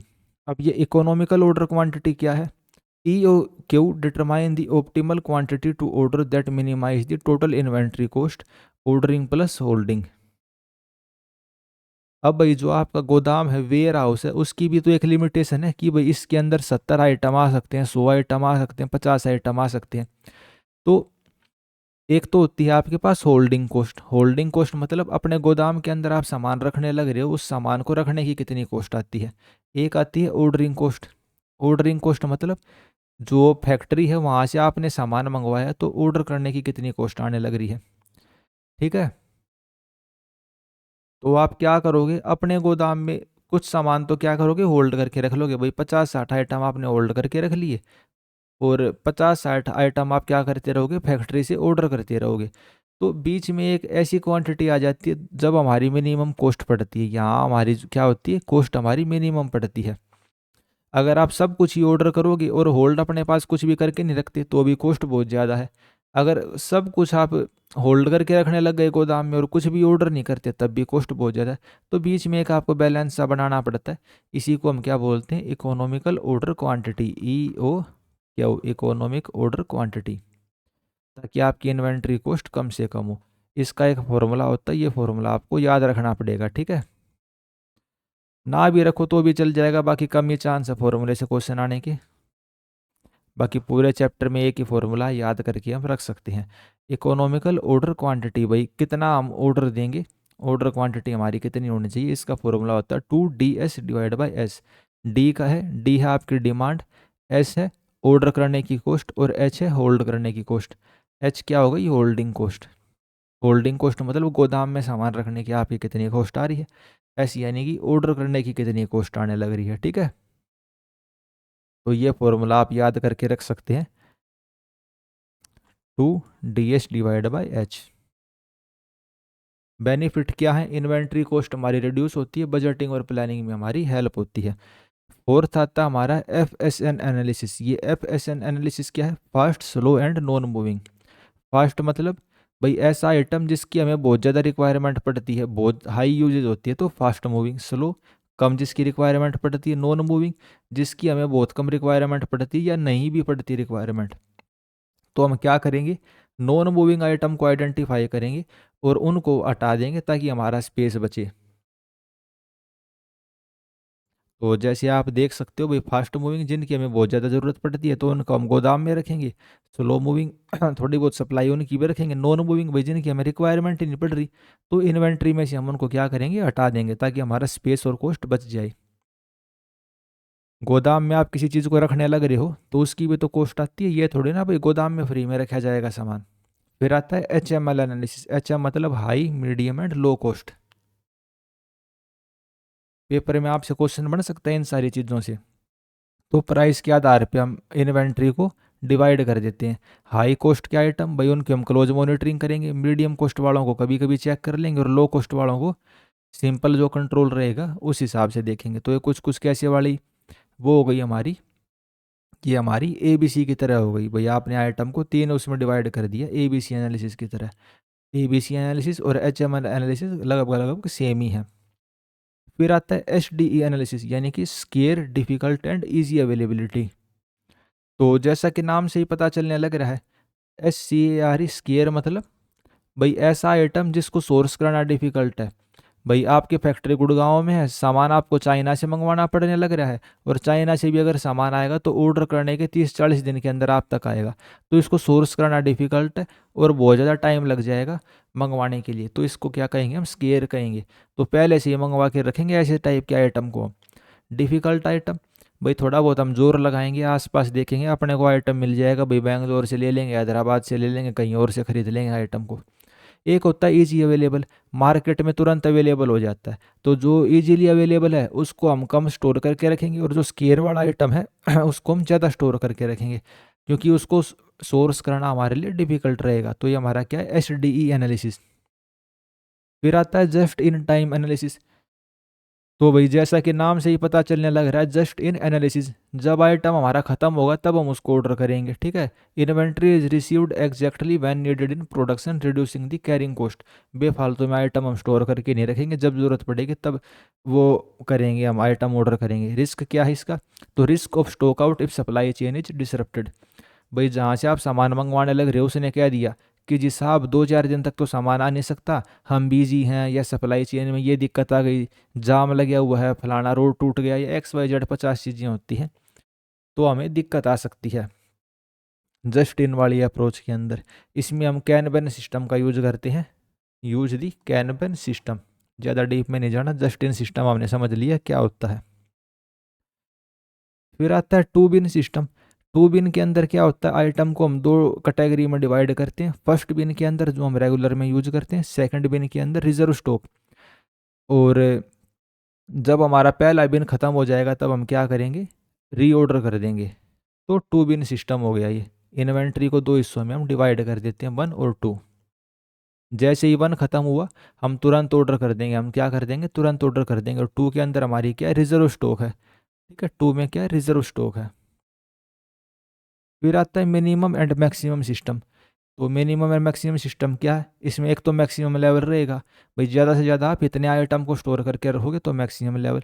Minimum level कम से कम आपके पास इतने आइटम होने ही चाहिए, तो वो हमारा हो गया मिनिमम लेवल। एक होता है रीऑर्डर लेवल। रीऑर्डर लेवल क्या रहेगा कि भाई जब उस लेवल पे आएगा तब हम क्या करेंगे, ऑर्डर प्लेस कर देंगे। डायग्राम से समझिए आप। मैक्सिमम आपके पास कितने, 100 आइटम होने चाहिए, ठीक है। मिनिमम कितने होने चाहिए, मिनिमम आपके पास 10 आइटम होने चाहिए। और रीऑर्डर स्टॉक क्या है, मान लो 20 है। एक चीज़ याद रख लेना, रीऑर्डर क्या रहेगा, मिनिमम वाले से ज़्यादा रहता है। जब आपके पास 20 आइटम बच गई, 20 आइटम बच गए, तो आपने क्या करा, ऑर्डर लगा दिया। भाई फैक्ट्री वाले से कहा कि जी हमारे हमको आइटम की सप्लाई चाहिए, आप 100 आइटम हमको दे दो, ठीक है। तो आइटम आने में मान लो 2 दिन का टाइम लगता है, और 2 दिन की हमारे पास ये सप्लाई है ही। तो जैसे जैसे आइटम हमारा कम हुआ तुरंत हमारी सप्लाई आई और हमारे आइटम वापस से मैक्सिमम लेवल पे पहुंच गई। तो रीऑर्डर स्टॉक लेवल और मिनिमम स्टॉक लेवल आप समझ गए होगे क्या होता है। तो ये हो गया हमारा मैक्सिमम, मिनिमम और रीऑर्डर स्टॉक लेवल। फिर आता है perpetual inventory system. Perpetual inventory system में क्या होता है, हम रियल टाइम इन्वेंट्री का रिकॉर्ड रखते हैं with every issue and receipt. भाई अगर आप किसी आइटम को इशू करोगे तब -1 हो जाएगा, रिसिप्ट आई तो +1 हो जाएगा। रिक्वायर बार कोड या RFID और कंप्यूटराइज सिस्टम। भाई कंप्यूटर की मदद से हम RFID और बार कोड की मदद से सारे सिस्टम को करते हैं। Enable the stock verification and minimise the theft या पिलफिरेज। भाई चोरी इससे कम होती है या पिलफिरेज। ये पिलफिरेज क्या होता है, तो जैसे पहले बताया, अगर वर्कर ही सामान को चोरी कर ले तो पिलफिरेज कहलाता है। जैसे कि एग्जांपल देखो, करंट इन्वेंट्री में क्या है, फिलहाल है 2, इन्वेंट्री ऐड हुई, अब हमारे पास कितने हो गए, 3 3, ये 9 हो गए टोटल, ठीक है। फिर थोड़े बहुत और ऐड हुए तो कितने हो गए, 11। तो सब के ऊपर एक आईडी लगी होगी, कंप्यूटर में सारी चीज़ें फीड करती रहती है। एक इन्वेंट्री बिक गई, ठीक है, तो हमने क्या कर दिया, -1 कर दिया। अब हमारे पास कितने बच गए, 10 बच गए, ठीक है। इस तरीके से क्या होता है, परपेचुअल इन्वेंट्री सिस्टम। फिर आती है साइकिल काउंटिंग। साइकिल काउंटिंग के अंदर क्या होता है, हम पीरियोडिकली काउंटिंग करते रहते हैं थोड़े थोड़े इंटरवल के ऊपर, और एक बारी में सभी आइटम्स की काउंटिंग नहीं करते। मान लो आपके पास 3 आइटम है, ए बी और सी। आज अब आपने ए की काउंटिंग कर ली, कल बी की काउंटिंग कर ली, परसों सी की काउंटिंग कर ली। तो ए की बारी में पूरा शट डाउन नहीं करना पड़ता आपको, पूरा का पूरा सारा गोदाम। तो जिस दिन ए को काउंट करने लग रहे हो, उस दिन ए वाला भाई आपने यहाँ पे शट डाउन करके चेक कर लिया, भाई ए हमारे पास 10 आइटम है, बी के हमारे पास 20 आइटम है, सी के 30 आइटम है, इस तरीके से। तो पीरियोडिकली आप काउंटिंग करते रहते हो। तो ये इन्वेंट्री मैनेजमेंट की टेक्निक्स थी। तो मेरे हिसाब से आपको ये सारी टेक्निक्स क्लियर हो गई होंगी, आपको समझ नहीं है, याद करने की कोई आपको ज़्यादा ज़रूरत नहीं है। रीऑर्डर लेवल आप समझ गए होगे, जब हम ऑर्डर को प्लेस करते हैं, मिनिमम लेवल भाई कम से कम इतना लेवल तो होना चाहिए। और एक चीज़ याद रख लेना, मिनिमम ऑर्डर क्या रहेगा, कम रहेगा, मिनिमम ऑर्डर कम रहेगा, रीऑर्डर वाला ज़्यादा रहेगा, ठीक है। मान लो रीऑर्डर 20 है तो मिनिमम वाला 10 रहेगा। तो जैसा मैंने आपको डायग्राम से इस वाले से समझा ही दिया था, ठीक है। मिनिमम स्टॉक लेवल ये है, रीऑर्डर लेवल ये है। तो जैसे ही रीऑर्डर आया, यहाँ पे आपने फैक्ट्री में फ़ोन करके सामान मंगवा लिया, मिनिमम होता उससे पहले ही आपकी मैक्सिमम स्टॉक लेवल पे पहुँच जाएगा। लीड टाइम, भाई आपने ऑर्डर प्लेस किया और आपके गोदाम में सामान आने लग रहा है, उसके बीच में जो टाइम हुआ वो लीड टाइम हो गया। सेफ्टी स्टॉक एक्स्ट्रा, भाई आप जो स्टॉक रखते हो अनसर्टेनिटी के लिए, तो उसको हम क्या कहेंगे, सेफ्टी स्टॉक, यानी रिजर्व में जो आप रखते हो। इन्वेंट्री कंट्रोल के बेनिफिट क्या है, कैपिटल, जो वर्किंग कैपिटल होती है वो हमारी रिड्यूस हो जाती है, स्पेस का अच्छे से यूटिलाइजेशन होता है, ऑर्डर हमारे अच्छे से फुलफिलमेंट होते हैं, वेस्टेज हमारी मिनिमाइज होती है, और डिसीजन मेकिंग हमारी इम्प्रूव्ड हो जाती है। तो इन्वेंट्री मैनेजमेंट की जितनी भी टेक्निक्स थी हमने देख ली। अब देख लेते हैं emerging trend in handling and storage. Handling and storage के अंदर फ्यूचर में क्या क्या ट्रेंड्स आने लग रहे हैं। तो with technical advancement handling and storage have involve toward the automation. भाई ऑटोमेशन बढ़ने लग रही है, यानी सारा काम खुद से होने लग रहा है, ह्यूमन का जो इंटरफेरेंस है वो मिनिमम हो गया है। इंटेलिजेंस, भाई आर्टिफिशियल इंटेलिजेंस की मदद से सारा काम खुद होता है। एंड सस्टेनेबिलिटी, बिना एनवायरनमेंट को इम्पेक्ट करे और फ्यूचर जनरेशन को ध्यान में रखते हुए जो हम मैनेज करने लग रहे हैं उसी को हम क्या बोलते हैं, सस्टेनेबिलिटी। तो इसके अंदर क्या क्या चीज़ें आ जाती हैं, ऑटोमेशन एंड रोबोटिक्स। तो ऑटोमेशन एंड रोबोटिक्स यानी कि बिना ह्यूमन इंटरफेरेंस के सारा काम खुद से होता है। एक होता है वेयर हाउस मैनेजमेंट सिस्टम। तो ये वेयर हाउस मैनेजमेंट सिस्टम क्या होता है, WMS is a software application that help business manage and control all aspect of their warehouse operation from receiving good to shipping them out। Warehouse के अंदर जितने भी operation होने लग रहे हैं, काम होने लग रहे हैं, वो एक आप सॉफ्टवेयर एप्लीकेशन की मदद से ही उसको मैनेज कर सकते हो। तो ये क्या कहलाता है, warehouse management system. Software में ही आपकी सारी चीज़ें आ जाती हैं, भाई कितनी इन्वेंट्री है, कितना सामान बचा हुआ है, कितना ऑर्डर हुआ है, कहाँ पे क्या चीज़ें रखी हुई हैं, तो सारी चीज़ें इसी के अंदर हो जाती हैं। ये किस में आता है, वेयर हाउस मैनेजमेंट सिस्टम के अंदर। तो जैसे आपको मोबाइल फ़ोन दिखने लग रहा है और वाईफाई के थ्रू सारी चीज़ें आपने आपस में कनेक्ट कर दी। इसमें सॉफ्टवेयर होता है इन्वेंट्री को ट्रैक करने के लिए, ऑर्डर प्रोसेसिंग के लिए, bar code integration and localise optimisation, यानी सारे काम सॉफ्टवेयर से ही होंगे। ड्रोन्स का इस्तेमाल बढ़ गया है भाई मॉडर्न टेक्नोलॉजी के अंदर। एंड इंटरनेट ऑफ थिंग्स, भाई सारी चीज़ों में आपने सेंसर लगा दिए और इंटरनेट से कनेक्टेड कर दी। जो सेल्फ है वहाँ पे सेंसर लगे हुए हैं, सामान रखा जाएगा सेल्फ के अंदर, तो पता चल जाएगा भाई, वेट के सेंसर हो सकते हैं या लाइट के सेंसर हो सकते हैं, भाई बता देंगे भाई यहाँ पे सामान रखा हुआ है, यहाँ पे सामान नहीं रखा हुआ। रियल टाइम में हम टेम्परेचर को, वेट को और स्टॉक के लेवल को मॉनिटर कर सकते हैं। सस्टेनेबिलिटी इन स्टोरेज, भाई इको फ्रेंडली मटेरियल्स का यूज कर रहे हैं पैकेजिंग के अंदर, सोलर पावर वेयर हाउस और रेन वाटर हार्वेस्टिंग। तो आज के दिन का जो हमारा टॉपिक है भाई, उसका लास्ट चैप्टर आ जाता है common handling and storage problems. तो despite best practice industry face several recurring issue in handling and storage. भाई हम बेस्ट कितना भी कर लें लेकिन फिर भी कुछ ना कुछ इशू आ ही जाते हैं। तो कॉमन कॉमन क्या क्या प्रॉब्लम है, मैनुअल हैंडलिंग एरर, इंसान सामान को हैंडल करता है तो कुछ ना कुछ एरर हो सकती है उसके अंदर, या भाई इंसान को भी चोट लग सकती है। तो रॉन्ग लिफ्टिंग पोजीशंस की वजह से यह ह्यूमन एरर हो सकती है। मिस हैंडलिंग बाय मशीन, आपने जो मशीन यूज करने लग रहे हो उसकी प्रोग्रामिंग गलत हो सकती है या ओवरलोडिंग की वजह से मशीन हमारी ख़राब हो सकती है। डिलेड मूवमेंट, पुअर लेआउट और इक्विपमेंट अनअवेलेबिलिटी, आपका जो गोदाम है उसकी लेआउट ख़राब है या फिर इक्विपमेंट अच्छे से काम नहीं करने लग रहा है, अवेलेबल नहीं है, उसकी वजह से मूवमेंट में दिक्कत, डिले हो सकता है, यानी कि टाइम ज़्यादा लग सकता है। डैमेज हो सकता है, ट्रांजिट के दौरान सामान को एक जगह से दूसरी जगह ले जाते हैं टाइम डैमेज हो सकता है। स्टोरेज की कॉमन प्रॉब्लम्स क्या है, तो स्पेस कंजेशन, भाई स्पेस कम अवेलेबल है। पुअर इन्वेंट्री मैनेजमेंट, आपने सामान को अच्छे से मैनेज नहीं किया जिस वजह से क्या हो गया, सामान आपका गोदाम के अंदर ही एक्सपायर हो गया या डैमेज हो गया या मिसमैच हो गया। पेस्ट इन्फेस्टेशन, जो खाने का सामान है या ग्रेन्स या फूड ग्रेन उसके अंदर कीड़े लग सकते हैं, पेस्ट आ सकता है उसके अंदर। मॉइस्चर की प्रॉब्लम हो सकती है। ऑब्सोल्यूट स्टॉक, भाई सामान रखा रखा ही आपका ख़राब हो गया, ख़राब नहीं मतलब पुराना हो गया, ऑब्सोल्यूट हो गया। जैसे 2025 में आप 2023 मॉडल का सामान थोड़ी ना खरीदोगे, सेफ्टी हजार्ड्स, तो भाई सेफ्टी के खतरे बने रहते हैं। सॉल्यूशन क्या है, जो भी सभी हमने अभी प्रॉब्लम्स देखी, वर्कर की रेगुलर ट्रेनिंग करवा सकते हैं, जो वेयर हाउस मैनेजमेंट सॉफ्टवेयर है उनका इस्तेमाल कर सकते हैं, FIFO या LIFO सिस्टम्स का हम इम्प्लीमेंटेशन कर सकते हैं। ये FIFO और LIFO क्या है, FIFO तो है फर्स्ट इन फर्स्ट आउट, भाई गोदाम के अंदर जो सामान पहले आया वही सामान पहले बाहर जाएगा, ठीक है। एक होता है लास्ट इन लास्ट वो first out, last in first out. तो जो खाने पीने का सामान है इलेक्ट्रॉनिक्स का, उसके लिए हम कौन से प्रिंसिपल को फॉलो करेंगे, फर्स्ट इन फर्स्ट आउट। लेकिन जो ऐसा सामान है भाई तेल कोयला सीमेंट, इस टाइप के लिए हम किसको फॉलो कर सकते हैं, लास्ट इन फर्स्ट आउट को फॉलो कर सकते हैं। यानी कि जो सामान खराब नहीं होता। सीमेंट के लिए भी बाकी हम फर्स्ट इन फर्स्ट आउट को ही करेंगे, क्योंकि सीमेंट अपनी वैल्यू लूज कर जाती है। बाकी जो कोयला हो गया ऑयल हो गया, ठीक है, उस टाइप के सामान के लिए हम लास्ट इन फर्स्ट आउट को फॉलो कर सकते हैं। वेयर हाउस के अंदर ये टेक्निक्स होती हैं।